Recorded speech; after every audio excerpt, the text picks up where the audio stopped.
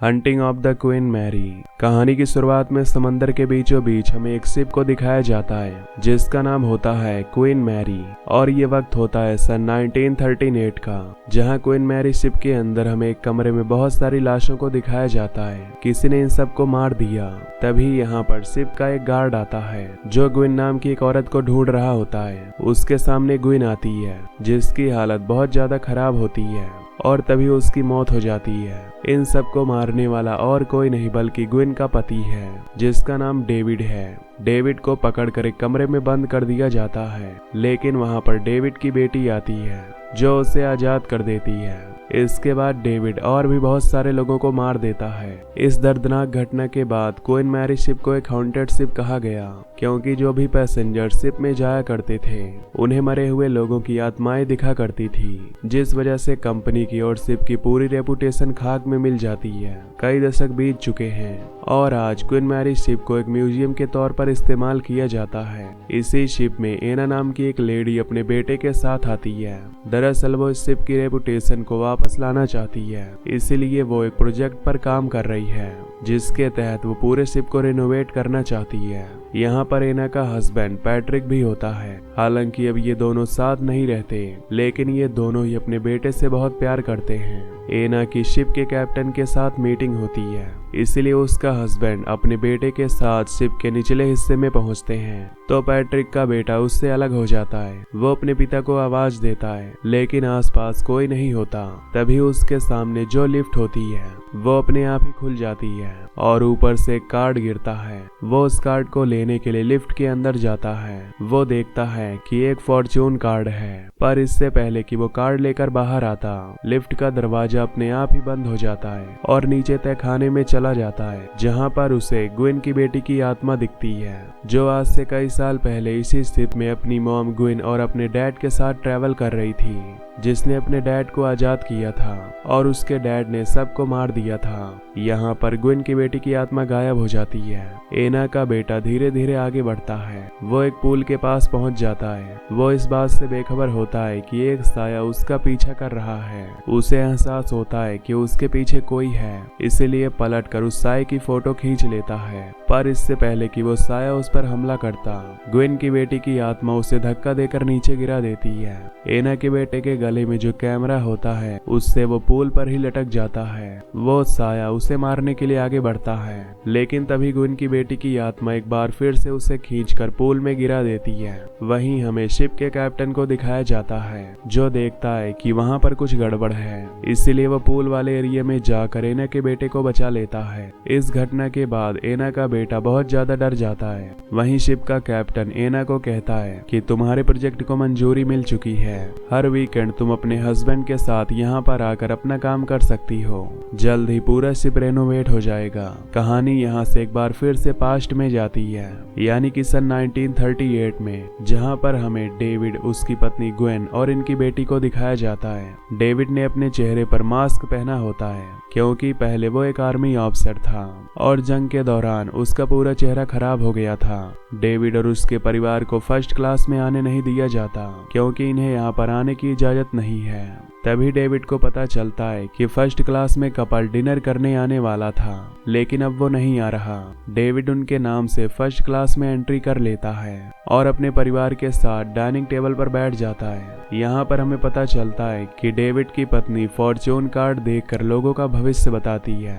अब जब डेविड अपने परिवार के साथ यहाँ पर बैठा होता है तो वही कपल आ जाता है जिसके नाम से डेविड फर्स्ट क्लास में आया है। और जब शिप के क्रू मेंबर्स को ये बात पता चलती है तो डेविड को यहाँ से जाने के लिए कहते हैं, लेकिन डेविड साफ साफ मना कर देता है। क्रू मेंबर उसके साथ जबरदस्ती करता है, जिस वजह से उसका मास्क उतर जाता है और उसका चेहरा सबको दिख जाता है। उसका चेहरा देखकर सब डर जाते हैं। डेविड को बहुत बुरा लगता है। वो अपनी पत्नी ग्वेन के साथ बाहर निकल जाता है। डेविड बहुत ज्यादा परेशान होता है, इसलिए वो नीचे बेसमेंट में पूल के पास जाता है। वहीं शिप के कैप्टन को दिखाया जाता है जो अपने साथी से कहता है कि शिप की स्पीड बढ़ाओ, और जब वो शिप की स्पीड बढ़ाते हैं तो प्रेशर बहुत ज्यादा बढ़ जाता है, जिस वजह से एक इंजन फट जाता है। साथ ही बॉयलिंग रूम की दीवारें भी गिर जाती हैं। डेविड इसके बाद अपने रूम में वापस आता है, जहां पर उसकी पत्नी ग्वेन बताती है कि हमारी बेटी का कुछ पता नहीं चल रहा, हमें जल्द से जल्द उसे ढूंढना होगा। लेकिन डेविड उसकी बात का कोई जवाब नहीं देता। वो पूरी तरह से बदल चुका है।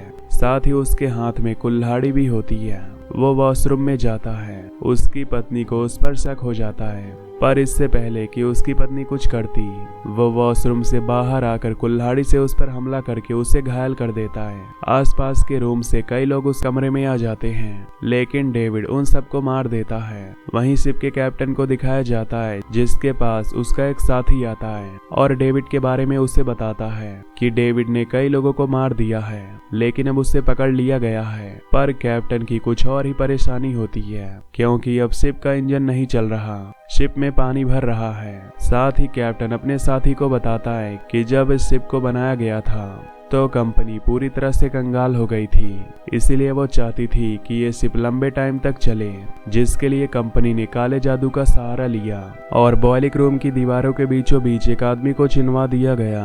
और अब क्योंकि बॉयलिंग रूम की दीवारें टूट चुकी हैं, तो उसकी आत्मा आजाद हो गई है और हमें उस आत्मा को किसी भी कीमत पर शिप से नहीं जाने देना होगा। दरअसल कैप्टन को पता चल चुका होता है कि वो आत्मा आजाद होकर डेविड के शरीर में पहुंच चुकी है और डेविड के शरीर के जरिए वो इस शिप से बाहर जाना चाहती है। और कैप्टन किसी भी कीमत पर अब डेविड को शिप से नहीं जाने देगा, क्योंकि अगर वो आत्मा चली गई तो ये शिप निश्चित तौर पर डूब जाएगा। वहीं डेविड को दिखाया जाता है, जो भागने में कामयाब हो जाता है। वो लाइफ बोट के जरिए यहाँ से भागना चाहता है, लेकिन कैप्टन वहाँ पर पहुँच जाता है। वो उस पर गोलियां चलाता है। कैप्टन का साथी उसे ऐसा करने से मना करता है। कैप्टन अपने साथी को मार देता है। साथ ही वो डेविड को भी गोलियां मारता है, जिस वजह से वो आत्मा शिप से नहीं निकल पाती और इंजन एक बार फिर से स्टार्ट हो जाते हैं। लेकिन कैप्टन को इस बात का बहुत दुख था कि उसने 2 आदमियों को मार दिया, इसीलिए वह खुद अपने आप को भी सजा देता है। कहानी वापस प्रेजेंट में आती है, जहां पर एना और पैट्रिक वीकेंड के दिन शिप में आते हैं, लेकिन शिप का कैप्टन कहता है कि तुम्हारा बेटा लूकस तुम्हारे साथ नहीं है, इसलिए मैं आज तुम्हें काम करने की इजाजत नहीं दे सकता। पर एना और उसका हस्बैंड पैट्रिक दोनों कैप्टन से रिक्वेस्ट करते हैं, जिसके बाद वो मान जाता है। एना अपने कमरे में जाती है। उसके हाथ पर पट्टी बंधी होती है और जब वो उस पट्टी को खोलती है तो वहाँ पर घाव का निशान है। दरअसल जब वो अपने बेटे के साथ घर गई थी तो वो पूरी तरह से बदल चुका था और एक दिन एना देखती है कि उसका बेटा लूकस खिड़की से बाहर रेलिंग पर खड़ा है। वो उसे अंदर आने के लिए कहती है, पर वो कहता है कि मैं उस शिप में दोबारा नहीं जाऊंगा, वहाँ पर बहुत ही डरावनी आत्माएं हैं जिनसे मुझे डर लगता है। एना अपने बेटे को समझाती हुई धीरे धीरे खिड़की की तरफ बढ़ती है और जैसे वो खिड़की से हाथ बाहर निकालती है, खिड़की अपने आप ही बंद हो जाती है, जिससे उसका हाथ जख्मी हो जाता है। एना इस पूरी घटना से बहुत ज्यादा डर जाती है। रात को एना जब अपने कमरे में सो रही होती है, तभी उसे अजीब अजीब सी आवाजें सुनाई देती है, जिससे उसकी नींद खुल जाती है। वो अपना फोन उठाकर देखती है जो टूट गया था और तभी फोन के अंदर से एक हाथ निकलता है जो उसका गला पकड़ लेता है।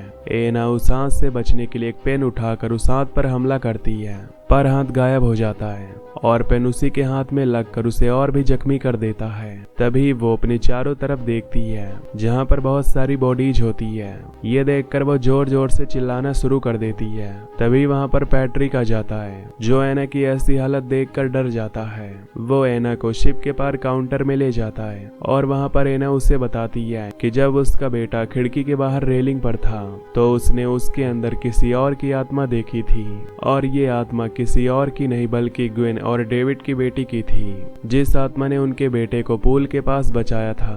पर जब उस आत्मा ने पूल के पास उसे बचाया था तो वो आत्मा इनके बेटे के अंदर चली गई थी और इनके बेटे लूकस की आत्मा वहीं पर रह गई थी। यानी कि अब भी इनके बेटे की आत्मा इसी शिप में है और ये अपने बेटे की आत्मा को ढूंढने के लिए यहाँ पर आए हैं। वहीं शिप के कैप्टन को दिखाया जाता है, जो इन पर नजर रख रहा होता है और उसे इन दोनों पर शक हो जाता है, इसीलिए वो अपनी रिवॉल्वर निकालता है और उस तरफ बढ़ चलता है जहाँ पर ये दोनों जा रहे होते हैं। ये दोनों नीचे बेसमेंट में जाते हैं, जहाँ पर पूल है। वहाँ पर इन्हें कैमरा मिलता है। ये इन्हीं के बेटे का कैमरा है। है जिससे उसने उस साए की फोटो खींची थी। ये उसके रोल को निकाल लेते हैं क्योंकि इन्हें पता है कि इसमें कुछ न कुछ जरूरी फोटोज हैं। साथ ही पैट्रिक इस पूरी जगह को स्कैन करना शुरू कर देता है और जब वो इस शिप को स्कैन करता है तो उसे नीचे एक चैम्बर मिलता है जिसके अंदर उस आदमी को दफनाया गया था। उस चैम्बर को देखकर पैट्रिक समझ जाता है कि यहाँ पर किसी को मारा गया था, यानी कि काले जादू का एक हिस्सा है। और अब यहाँ पर जो पूल होता है उसके अंदर एना को खून दिखाई देना शुरू हो जाता है।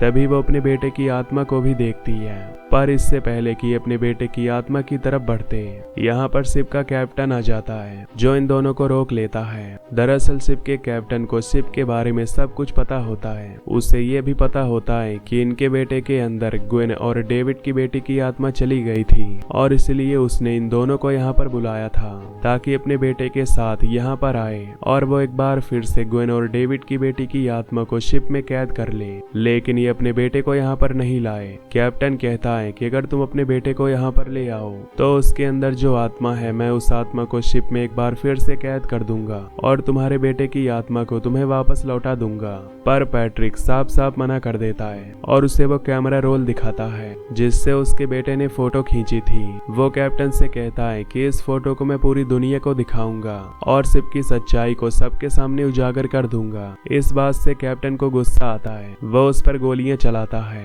लेकिन किसी तरह से वो बचकर वहां से निकल जाता है। वहीं दूसरी तरफ एना जो अपने बेटे की आत्मा को ढूंढ रही होती है, उसके सामने ग्वेन, डेविड और उसके बेटे की आत्मा आती है। लूकस अपनी मॉम से कहता है कि मैं चाहता हूँ कि तुम भी हमारे साथ इसी शिप में रहो, पर एना साफ साफ मना कर देती है।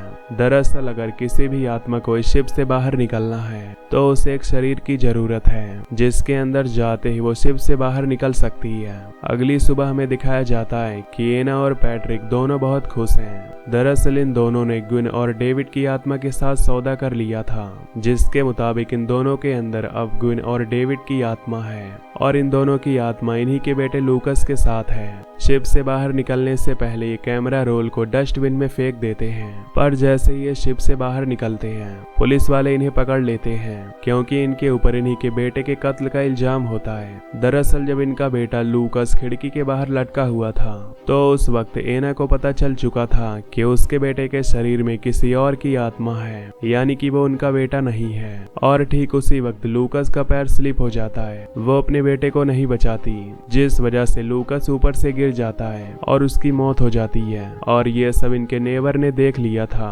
जिन्होंने पुलिस को सब कुछ बता दिया है। इसीलिए पुलिस ने इन्हीं के बेटे के कत्ल के इल्जाम में इन दोनों को गिरफ्तार कर लिया। साथ ही शिप की सच्चाई कभी किसी को पता नहीं चलती। लोग उसी तरह से वहां पर म्यूजियम देखने आते रहते हैं जैसे पहले आया करते थे, लेकिन किसी को नहीं पता कि यहाँ पर एना, पैट्रिक और लूकस इन तीनों की आत्मा आज भी एक साथ है। इसी के साथ ये मूवी यहीं पर एंड हो जाती है। तो दोस्तों अगर आपको ये एक्सप्लेनेशन पसंद आई हो तो वीडियो को लाइक और चैनल को सब्सक्राइब कर देना। Till then take care, love you, bye bye.